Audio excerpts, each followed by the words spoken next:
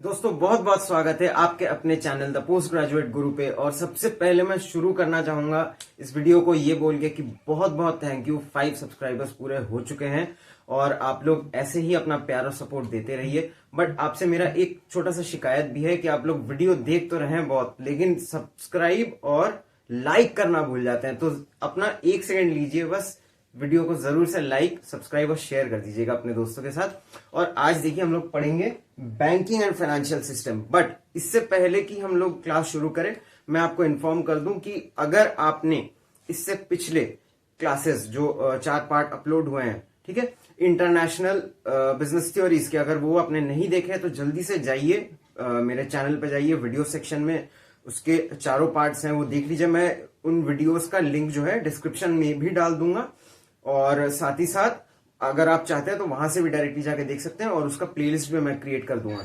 तो ठीक है, चलिए और देर नहीं करते शुरू करेंगे। ठीक है, तो अभी एकदम फोकस करो। ठीक है, फाइनेंशियल इंस्टीट्यूशंस क्या होता है? Financial institutions are the amalgamation of various components like financial instruments, right? Financial institutions, markets, etc., which work in a tandem to achieve a predetermined financial और इकोनॉमिक ऑब्जेक्टिव, इन शॉर्ट। ठीक है, अभी एकदम घबराना नहीं, जस्ट ऊपर ऊपर से समझ रहे हैं। ठीक है, एकदम डिटेल में घुस के भी पढ़ेंगे। अभी एकदम सिंपल तरीके से ऊपर ऊपर से समझो चीज क्या है। और फाइनेंशियल इंस्टीट्यूशन क्या होता है ना, किसी भी कंट्री के इकोनॉमी का एकदम बैकबोन होता है।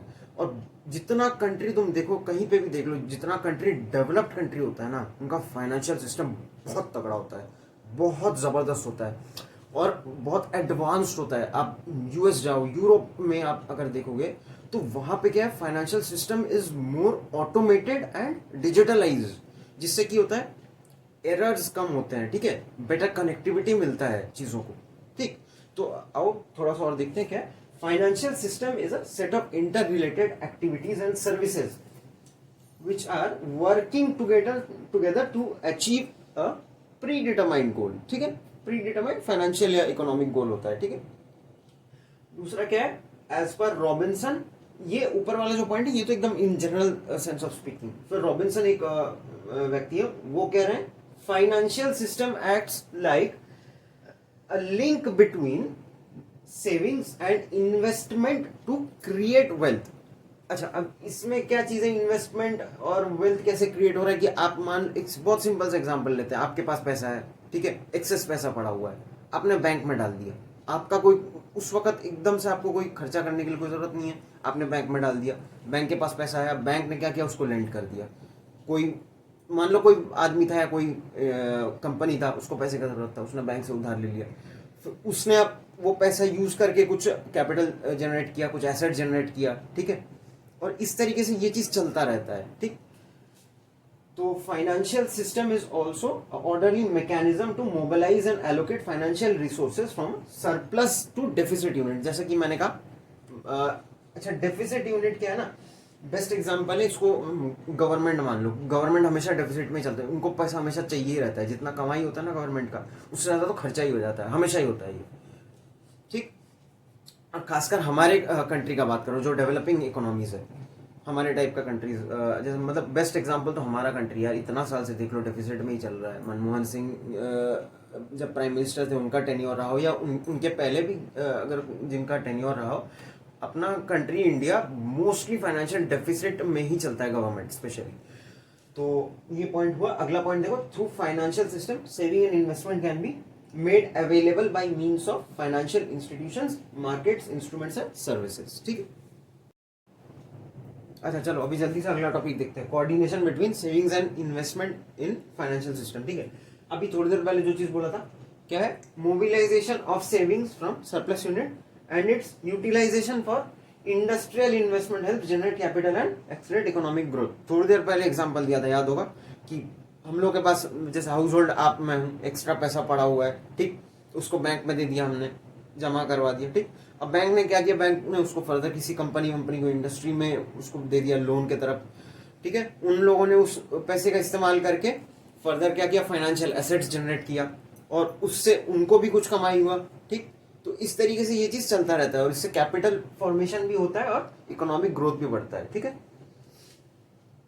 अच्छा, अब सेविंग्स क्या है एग्जैक्टली थोड़ा सा देख लेते हैं। ठीक, सेविंग्स हुआ आपका, मतलब ये फाइनेंशियल सिस्टम के पॉइंट ऑफ व्यू से मैं कह रहा हूं। ठीक है, तो सेविंग्स क्या है आपका, total income minus expenditure plus investment. ठीक है, अब इसको ऐसे समझो, टोटल इनकम आपका जस्ट एक एग्जांपल है। ठीक है, टोटल इनकम आपका हुआ 100। ठीक है, अब 100 में से आपका एक्सपेंडिचर होता है या कंजम्पशन बोल लो 30।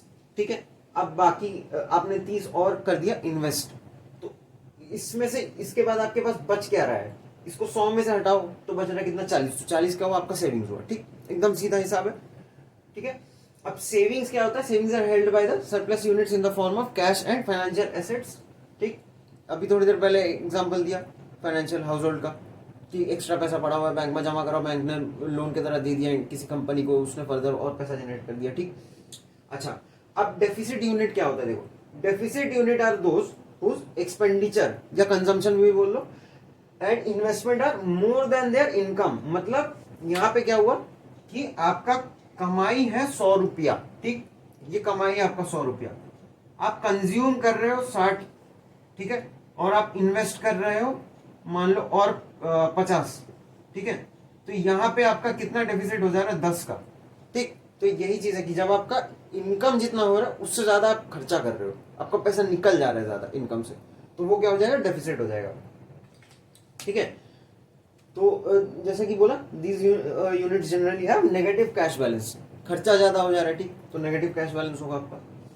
फिर देखते हैं, borrowings from such deficit units create a demand for loans and supply of financial asset. अब एक चीज देखो, एक एग्जांपल देखो, गवर्नमेंट ऑफ इंडिया।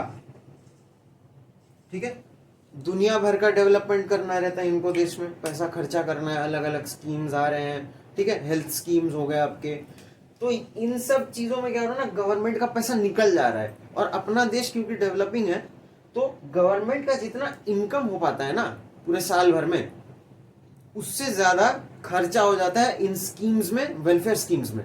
ठीक है, तो गवर्नमेंट को आप इस तरीके से देख सकते हो कि ये डेफिसिट यूनिट है। कई बार आप देखते हो कि अभी रिसेंटली हुआ था कोविड के टाइम पे, है ना, कोविड के टाइम पे क्या हुआ था, आरबीआई से गवर्नमेंट ने पैसा निकलवाया था, है ना, क्योंकि पंप करना था पैसा इकोनॉमी में ताकि इकोनॉमिक डेवलपमेंट फिर से ट्रैक पे आए, है ना। तो वो वही चीज हुआ कि डेफिसिट, पैसा कम पड़ रहा था गवर्नमेंट के पास, तो गवर्नमेंट ने आरबीआई से मांगे। ठीक है, तो government of India is one of the best examples of a deficit unit. इनके पास हमेशा खर्चा ही ज्यादा होता है इनकम से ज्यादा। ठीक, अच्छा ठीक है, अभी फटाफट आओ, अभी 4 पॉइंट, थोड़ी कुछ सेकंड पहले जो 4 पॉइंट पढ़े थे हम लोग, उसको एक फ्लो चार्ट में सम अप करके बताता हूँ। ठीक है, यहाँ पे क्या है देखो, फाइनेंशियल इंटरमीडियरीज। ठीक है, फाइनेंशियल इंटरमीडियरीज में क्या है, थोड़े टाइप्स होते हैं। ठीक है, 2 टाइप्स होते हैं, अभी उसमें उतना नहीं घुसेंगे, अभी के लिए समझ लो बैंक है। ठीक है, अभी के लिए फाइनेंशियल इंटरमीडिएट को समझ लो बैंक की बात कर रहे हैं। ठीक है, यहाँ पे हो गया आपके लेंडर या फिर surplus unit, surplus house hold हो गया। ठीक, हमने क्या किया, हमको इनकम हुआ। ठीक है, इनकम का कुछ हिस्सा हमने इन्वेस्टमेंट के हिसाब से हम लोगों ने लगा दिया फाइनेंशियल मार्केट में, मतलब ये आपका कैपिटल मार्केट हो गया, मनी मार्केट हो गया, उस सब में। ठीक, और कुछ हिस्सा जो कि सेविंग के हिसाब से हम लोगों ने डाल दिया बैंक में। ठीक, अब जो बोरोवर है या डेफिसिट यूनिट जिसका बात किया कि उसको इनकम हमेशा नेगेटिव में चलता है, उसको हमेशा पैसा चाहिए होता है, तो उसने क्या किया, कुछ हिस्सा तो वो अपना, मतलब जितना उसको पैसे का जरूरत होगा उसमें से कुछ हिस्सा वो क्या करेगा, बैंक से उठाएगा। बाकी कुछ हिस्सा है जिसके लिए वो फाइनेंशियल मार्केट्स में जाएगा, जैसे शेयर इशू करना वगैरह वगैरह हो गया। ठीक है, बॉन्ड्स इशू करना। ठीक, तो जो फाइनेंशियल इंटरमीडियरी है आपका बैंक है, वो भी क्या करता है, फाइनेंशियल मार्केट में पैसा लगाता है। ठीक है, तो फाइनेंशियल मार्केट में पैसा बैंक से कुछ हिस्सा आ रहा है, कुछ आ रहा है हाउस होल्ड से। ठीक, और वहां से वो पैसा क्या जा रहा है, डेफिसिट जो यूनिट्स है, गवर्नमेंट कंपनीज है, गवर्नमेंट्स है, उनके पास जा रहा है, किस हिसाब से, नहीं ना, सिक्योरिटीज इशू करके। ठीक है, इक्विटी हो, बॉन्ड्स हो, डिवेंचर्स हो, उस हिसाब से। और कुछ पैसा वो लोग फाइनेंशियल इंटरमीडियरीज या फिर बैंक बोल लो, वहां से भी ले रहा है। ठीक है, उम्मीद करता हूं समझ में आ गया होगा ये चीज पूरा। तो दोस्तों आज के वीडियो के लिए इतना ही, फिर से मिलेंगे अगले वीडियो में, बट तब तक आप लोग दबा के लाइक शेयर और सब्सक्राइब करो। ठीक है, और मिलते हैं अगले क्लास में। जय हिंद, जय भारत।